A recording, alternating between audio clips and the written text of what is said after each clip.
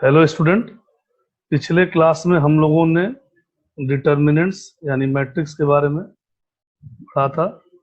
उसके बाद हम लोगों ने सेकंड लेक्चर में मैट्रिक्स के कुछ एग्जाम्पल्स लिए थे और थर्ड लेक्चर में हम लोगों ने एलिमेंट्री रो ट्रांसफॉर्मेशन मेथड से ए इनवर्स फाइंड करना सीखा था। मैट्रिक्स की ही प्रॉपर्टी डिटर्मिनेंट्स है जिसे हम सारणिक कहते हैं। आज हम लोग इसके बारे में पढ़ेंगे। तो सबसे पहले डिटर्मिनेंट सारणिक ये बहुत इंपॉर्टेंट चैप्टर है क्योंकि ये बहुत ज़बरदस्त रूप से यूज होता है।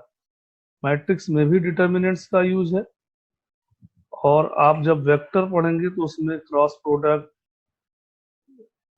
S D, area of triangles, इस सब में डिटर्मिनेंट्स का यूज है। तो सबसे पहले हम लोग डिटर्मिनेंट्स की डिफिनीशन जाने, ये क्या होता है, और इस बात का ध्यान रखेंगे कि कोई भी मैट्रिक्स डिटर्मिनेंट में कन्वर्ट होगी। हर मैट्रिक्स डिटर्मिनेंट में कन्वर्ट नहीं होती है। केवल स्क्वायर मैट्रिक्स वर्ग आव्यूह को ही हम डिटर्मिनेंट्स में कन्वर्ट कर सकते हैं। Every square matrix has associated with it scalar called it determinants. तो प्रत्येक स्क्वायर मैट्रिक्स जो है उसको हम डिटर्मिनेंट्स में बदल सकते हैं। डिटर्मिनेंट्स को डीईटी ए लिखते हैं या दो वर्टिकल लाइन में ए से लिखते हैं। आपके स्क्रीन पर लिखा हुआ है कि given matrix A P use DET bracket में ए आर, दो वर्टिकल लाइन के बीच में A, to designate it determinants. We can also designate the determinant of matrix A by replacing the brackets by vertical straight line. कोई भी matrix है तो that is matrix का जो फिगर होता है वो फोटो फ्रेम का होता है, उसको हम वर्टिकल लाइन में अगर कन्वर्ट कर देते हैं तो डिटर्मिनेंट से शो करते हैं। डिटर्मिनेंट डेल्टा से भी रिप्रेजेंट किया जाता है। इसको ऐसे भी डिफाइन किया जा सकता है, the determinant of a cross a matrix A is the scalar of A. Definition 2 क्या है? Determinants of 2 cross 2 matrix a B c d is the scalar a d minus b c. इसी तरह से हम 3 क्रॉस 3 के बारे में भी जानेंगे। देखिए 3 क्रॉस 3 के लिए क्या है। इससे पहले आप एक एग्जाम्पल लें जिसमें देखें कि क्या करना है। इवेलुएट द डिटर्मिनेंट, दो वर्टिकल लाइन के बीच में आपको देखिए 2 रो 4 माइनस 3 और सेकंड रो 2 5, फर्स्ट कॉलम 4 2 और सेकंड कॉलम माइनस 3 5 है। अगर हम इस डिटर्मिनेंट को सॉल्व करेंगे तो 4 को मल्टीप्लाई करेंगे 5 से और फिर माइनस 2 का मल्टीप्लीकेशन माइनस 3 से होगा। तो इस तरह से 4 इंटू 5 20 प्लस 6 26। तो ये डिटर्मिनेंट्स की वैल्यू हो गई। इसको आप नोट करें।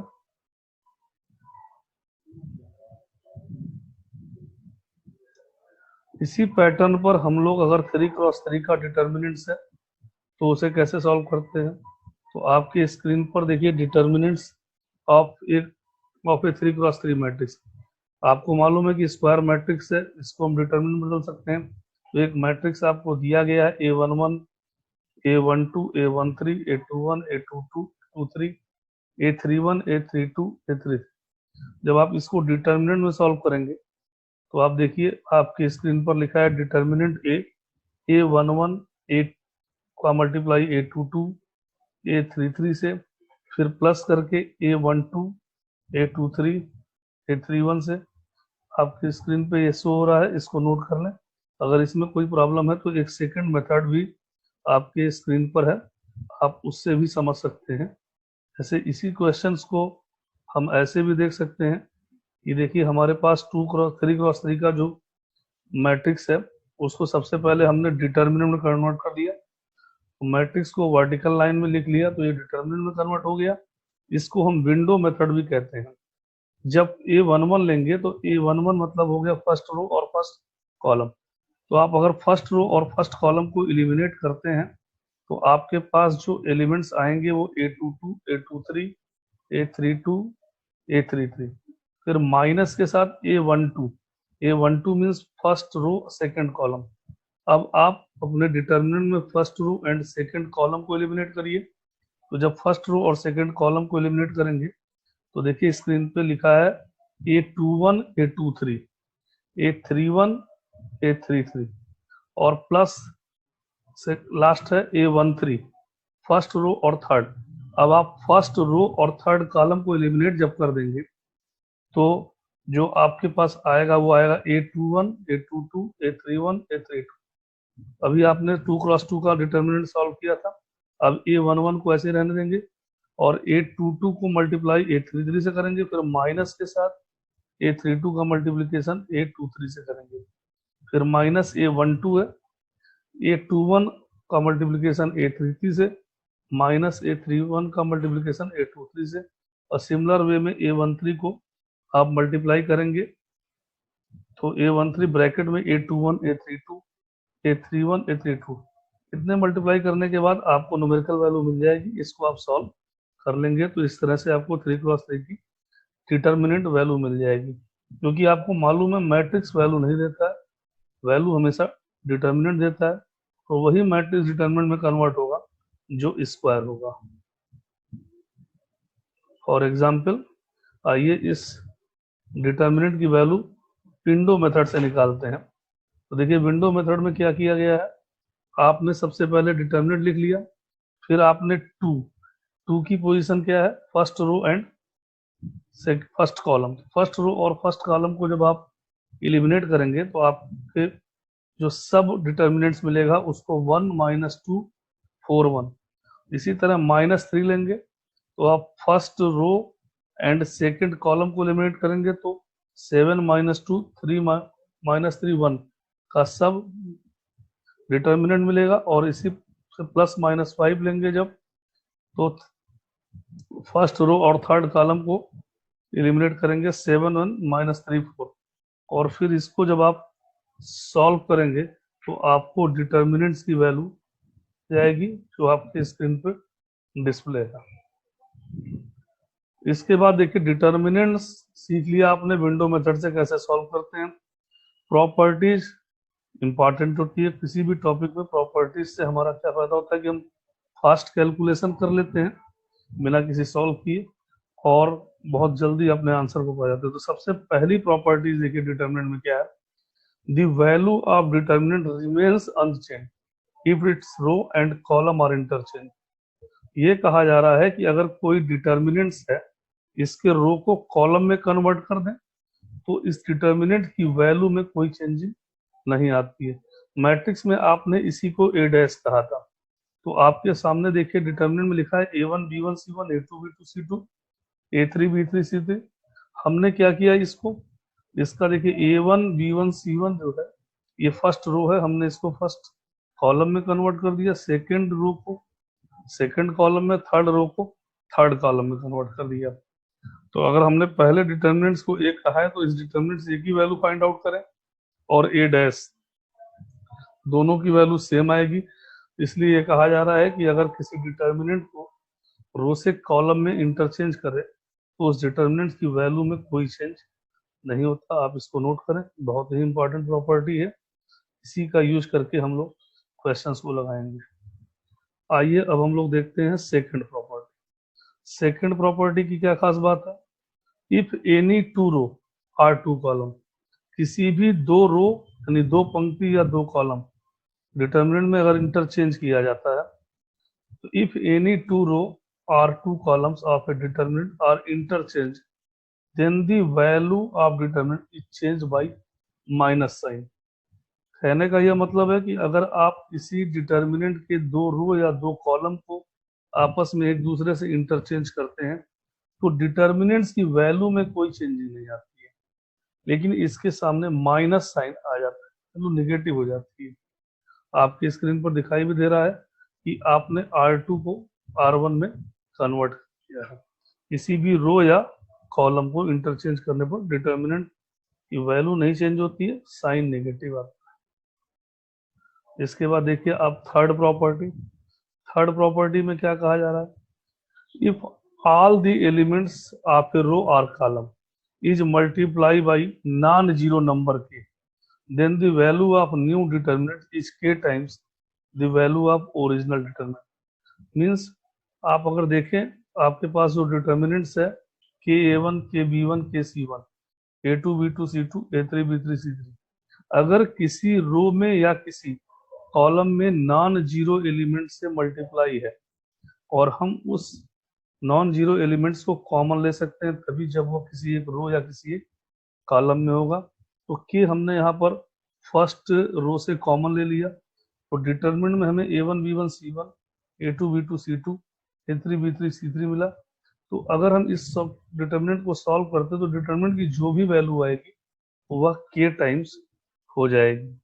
इसी तरह एक नीचे भी एग्जाम्पल दिया गया है, इसको आप देख सकते हैं। यहाँ पर भी A one, B one, C one, A two, B two, C two, A three, B three, C three है 1/m, और m A one, m B one, m C one, A two, B two, C two, A three, B three, C three में equal relation दिया। अगर आप first रो से m common ले लेंगे तो 1/m से ये m कैंसिल हो जाएगा और ओरिजिनल डिटर्मिनेंट्स के इक्वल हो जाएगा, इसलिए इसमें इक्वलिटी साइन दिया गया है। आइए प्रॉपर्टीज देखें। फोर प्रॉपर्टीज में क्या कहा जा रहा है? प्रॉपर्टीज का मतलब है कि अगर हमारे पास कोई डिटर्मिनेंट्स है तो हम इसको दो पार्ट में ब्रेक कर सकते हैं। If each element of any row और column consist two or more terms, then the determinant can be expressed as sum of two or more determinant. आप अगर देखें तो फर्स्ट रो में यहाँ A one plus X, A two plus Y और A three plus Z first column में है, B one, B two, B three second column है, C one, C two, C three third column है। इस determinant को हम दो part में ब्रेक कर सकते हैं, अगर प्लस साइन है तो प्लस के साथ और अगर माइनस साइन है तो माइनस के साथ। हमने पहले डिटर्मिनेंट को A one, B one, C one, A two, B two, C two, A three, B three, C three plus करके फिर देखिए आप प्लस एक्स वाई जेड ले लिया, B one, B two, B three, C one, C two, C three. तो ऐसे हम determinant को दो पार्ट में ब्रेक कर सकते हैं। अगर किसी क्वेश्चन में आवश्यकता होगी तो हम प्रॉपर्टी 4 का यूज कर लेंगे। प्रॉपर्टी 5 में क्या है? प्रॉपर्टी 5 में ये है कि अगर हम, आपके सामने देखिए लिखा हुआ है the value of determinant is unchange if any row और column is multiply by a number then add up any other row और कॉलम। तो ये हम लोगों के पास एक ऑपरेशन है जो हम लगाते हैं, इसको जब क्वेश्चन में अप्लाई करेंगे तो आपको और क्लियर समझ में आएगा। 6 प्रॉपर्टी क्या है? आप देखिए, अगर 6 प्रॉपर्टी में आप देखिए क्या लिखा है, इफ एनी टू रो और column of a determinant are identical then its value is zero. आपके सामने जो डिटर्मिनेंट लिखा है इसमें A one, B one, C one first row है, A two, B two, C two second row है और A one, B one, C one third row है। तो इसमें आप देख रहे हैं कि फर्स्ट रो और थर्ड रो सेम है। तो अगर दो रो या दो कॉलम आइडेंटिकल हो, माने एक जैसे हो, सेम हो, तो बिना सॉल्व किए हम यह लिख सकते हैं कि डिटर्मिनेंट की वैल्यू जीरो होती है। आप चाहे विंडो मेथड से सॉल्व करें तो भी डिटर्मिनेंट की वैल्यू आपको जीरो मिलेगी। दो रो या दो कॉलम अगर सेम है, आइडेंटिकल है, तो डिटर्मिनेंट की वैल्यू जीरो होती है। इसके बाद देखिए 7 प्रॉपर्टी में क्या है, अगर कोई डिटर्मिनेंट ऐसा हो कि उसका रो या कॉलम की each element zero, then value of determinant is also zero. यहाँ पर आपको दिखाई दे रहा है फर्स्ट रो के एलिमेंट जीरो है, इसलिए डिटर्मिनेंट की वैल्यू जीरो होगी, या फर्स्ट कॉलम या सेकंड कॉलम या थर्ड किसी एक रो या किसी एक कॉलम के अगर सारे एलिमेंट जीरो हैं तो डिटर्मिनेंट की वैल्यू जीरो होगी। प्रॉपर्टीज 8 क्या है, अगर आपके पास कोई डायगोनल मैट्रिक्स है और इस diagonal matrix always square matrix, तो अगर डायगोनल मैट्रिक्स का हम डिटर्मिनेंट निकालते हैं तो जो डायगोनल एलिमेंट्स होते हैं उनका प्रोडक्ट ही उसका डिटर्मिनेंट्स होता है। यहाँ आपको दिखाई दे रहा है कि एक डायगोनल मैट्रिक्स दिया गया ए 0 0 0 B 0 0 0 C. A B C जो है वो डायगोनल एलिमेंट्स है। अगर हम इस डायगोनल मैट्रिक्स को डिटर्मिनेंट में कन्वर्ट करके डिटर्मिनेंट निकालते हैं तो जो प्रोडक्ट ऑफ डायगोनल एलिमेंट से इसका वही रिजल्ट होता है। इस तरह से ये डिटर्मिनेंट की 8 प्रॉपर्टीज हैं जिसको आप याद कर लें। इसके बाद देखिए माइनर ऑफ एन एलिमेंट क्या होता है। माइनर ऑफ एलिमेंट क्या होता है, देखिए the determinants of each 3 × 3 matrix is called minor of associated element. Minor को हम लोग एम आई जे से रिप्रेजेंट करते हैं। आई मीन्स होता है आईएथ रो और जी मीन्स होता है जेथ कॉलम। आपके नीचे एक टेबल दिया गया है, इसको आप ऑब्जर्व करें। ए वन वन मीन्स क्या हुआ? ए वन वन मीन्स हुआ कि किसी भी मैट्रिक्स का फर्स्ट रो और सेकेंड कॉलम का माइनर क्या होगा। तो जब आप फर्स्ट रो और फर्स्ट कॉलम का माइनर निकालते हैं तो इसे एम वन वन से लिखते हैं, और फिर आप करेंगे क्या, फर्स्ट रो और फर्स्ट कॉलम के एलिमेंट को एलिमिनेट कर देंगे। तो इस तरह से जो वैल्यू आपको आएगी उससे आप डिटरमिनेंट की वैल्यू सॉल्व कर लेंगे 2 × 2 का। ऐसे ही A21 दिया है, A21 एलिमेंट का माइनर, इसको आप डिनोट करते हैं M21 से। अब यहाँ सेकेंड रो और फर्स्ट कॉलम को आप एलिमिनेट कर दीजिए और इस तरह से डिटरमिनेंट की वैल्यू मिल जाएगी। सिमिलरली A31 है, A31 मीन्स क्या हुआ, third row and first column का जो माइनर है वो M31 से लिखा जाएगा। तो थर्ड रो और फर्स्ट कॉलम के एलिमेंट को एलिमिनेट कर देंगे, तो जो हमारे पास सब मैट्रिक्स आएगी उसको डिटरमिनेंट में कन्वर्ट कर लेंगे, और डिटरमिनेंट में कन्वर्ट करने के बाद डिटरमिनेंट की वैल्यू मिल जाएगी जिसको हम माइनर कहेंगे। इसी सिमिलरली A22, A23, A33 से किसी भी मैट्रिक्स का माइनर फाइंड आउट कर सकते हैं। माइनर की मदद से हम उस मैट्रिक्स का कोफैक्टर भी फाइंड आउट कर सकते हैं। आपकी स्क्रीन पर डिस्प्ले हो रहा है, the cofactor of an element, let M I J be the minor of element A I J if an n cross n matrix, the cofactor of aij written as aij, capital aij। कुछ लोग capital aij से लिखते हैं, कुछ लोग cij से लिखते हैं। aij या cij माइनर कोफैक्टर होता है। को इसमें करते क्या है, सबसे पहले -1 और जो भी आपका आयत रो जेथ कॉलम है वो लिख लेते हैं, और एम आई जी। इस तरह से हम हर एलिमेंट का, अगर 3 × 3 का है तो हमें 9 को फैक्टर मिलते हैं, उन उनसे एक मैट्रिक्स हम तैयार कर लेते हैं जिसे हम को फैक्टर से बना मैट्रिक्स कहते हैं। और इस तरह से आपकी स्क्रीन पर ये डिस्प्ले हो रहा है। अभी जब आप क्वेश्चन को सॉल्व करेंगे तो आपको इजी वे में क्लियर हो जाएगा। फाइंड द डिटर्मिनेंट्स, और आपके सामने देखिए एक एग्जांपल है, evaluate determinants 2 -3 -2 -1 -4 -3 -1 0 2 expanding the second column। तो find the minor of each element in second column. Second column की प्रत्येक एलिमेंट का माइनर हमें फाइंड आउट करना है। तो M12 जब आप फाइंड आउट करेंगे तो सबसे पहले फर्स्ट रो और सेकंड कॉलम के एलिमेंट को एलिमिनेट कर देंगे। यहाँ पर DET लिखा है, या आप दो वर्टिकल लाइन में सब डिटर्मिनेंट या सब मैट्रिक्स लिखकर इसको सॉल्व करेंगे। तो M12 जो माइनर मिलेगा वह -5 होगा। इसी सिमिलर वे में M22 मीन्स क्या हो गया, second row and second column को जब आप एलिमिनेट करेंगे तो आपको डिटर्मिनेंट 2 × 2 का मिलेगा, उसे सॉल्व करेंगे। इस तरह से ये सेकेंड कॉलम का कोफैक्ट माइनर मिल गया, और इसी सिमिलर वे में आप M32 फाइंड आउट करेंगे, जिसे आप नोट कर लें।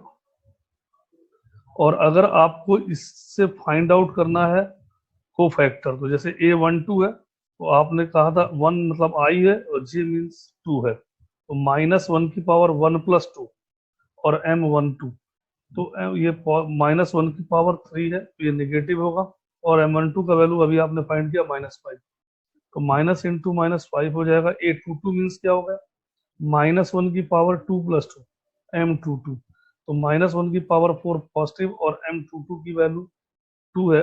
इसको सॉल्व करेंगे तो A22 की वैल्यू 2 आएगी।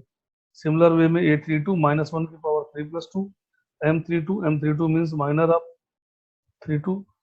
इसको सॉल्व करेंगे तो -1 पर पावर 5 नेगेटिव, -8 नेगेटिव मल्टीप्लाई करके पॉजिटिव मिलेगी। इस तरह से आप इसको सॉल्व कर सकते हैं।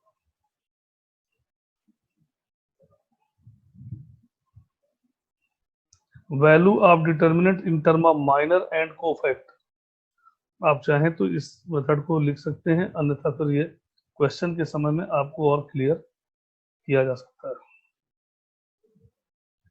ये ऑपरेशन है, जब हम किसी डिटर्मिनेंट को सॉल्व करते हैं तो लगाते हैं आर आई मीन्स ith रो है, R I R J means कहने का यह है कि आप किसी भी रो और किसी भी कॉलम को एक दूसरे से इंटरचेंज कर सकते हैं। थर्ड क्या है, R I J, R I plus lambda, इस मतलब R one equal to R one plus two R three लिखकर हम सॉल्व कर सकते हैं। और किसी भी डिटर्मिनेंट में हम किसी भी कांस्टेंट से नॉन जीरो एलिमेंट से मल्टीप्लाई कर सकते हैं। डिटर्मिनेंट को सॉल्व करते समय एक मेथड और होता है जैसे हम लोग कभी कभी ये पॉलिनोमियल में चेक करते हैं x इक्वल टू 2 वैल्यू है कि नहीं, तो उसमें करते क्या है कि हम जो भी हमें इक्वेशन पॉलिनोमियल के दिया होता है उसमें x की वैल्यू 2 पुट कर देते हैं। अगर रिजल्ट 0 आ जाता है तो हम कहते हैं ये सोल्यूशन है। इसी तरह यहाँ पर भी if determinant become 0 on putting x equal to alpha then x minus alpha is the factor of determinant, तो इससे भी हम लोग इसको सॉल्व करते हैं और इससे x की वैल्यू फाइंड आउट कर सकते हैं। साइन कन्वेंशन सिस्टम, या तो आप ए आई जे वाले से लगा लें, नहीं तो आप यहाँ देख सकते हैं अगर 2x2 का डिटर्मिनेंट है तो प्लस माइनस माइनस प्लस, और अगर 3x3 का है तो plus minus plus minus plus minus plus minus plus convention का भी हम यूज करते हैं। आइए हम लोग कुछ एग्जाम्पल्स करें। Find the value of the following determinants, आपको डिटर्मिनेंट्स की वैल्यू फाइंड करनी है जो आपके स्क्रीन पर दो एग्जाम्पल्स दिए हैं। तो पहला देखें, अगर आप 42, 28 और 14 यानी फर्स्ट कॉलम में एक खास बात देख रहे हैं कि 7 कॉमन हो सकता है, तो आपने प्रॉपर्टी पढ़ी है कि किसी एक रो या किसी एक कॉलम में अगर सेम एलिमेंट है तो हम कॉमन ले सकते हैं।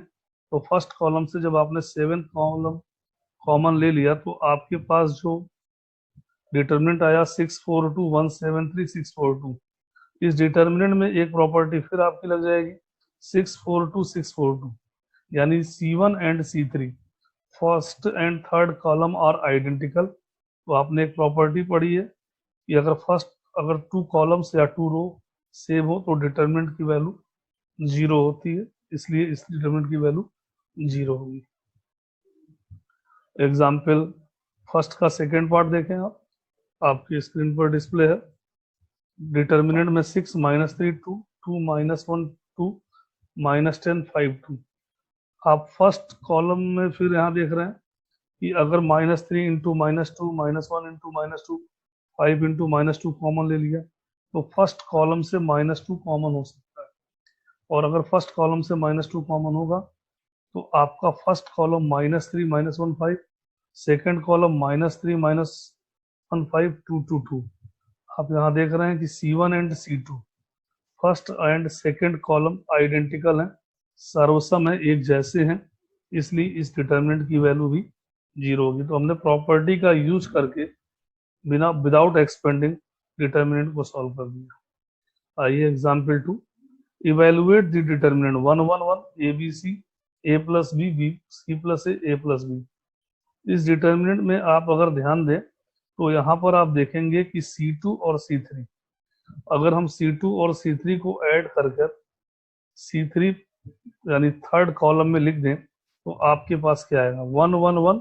अब यहाँ हमें C3 यानी थर्ड कॉलम चेंज करना है, तो हमने first column 1 1, second column ABC ही रहने दिया, और C3 और C2 को जब ऐड किया तो A plus B plus C, A plus B plus C, A plus B plus C, तो C3 में A plus B plus C common है। तो हम लोगों ने जो प्रॉपर्टी पढ़ी डिटरमिनेंट की, उससे अगर हम लोग A plus B plus C common ले लें तो फिर हमारे पास एक प्रॉपर्टी आ रही है, फर्स्ट कॉलम और थर्ड कॉलम के एलिमेंट्स आर सेम आइडेंटिकल। तो इस प्रॉपर्टी का यूज कर हम इसको भी दिखा देंगे कि ये डिटरमिनेंट की वैल्यू 0 होगी। तो आप इसको नोट कर लें।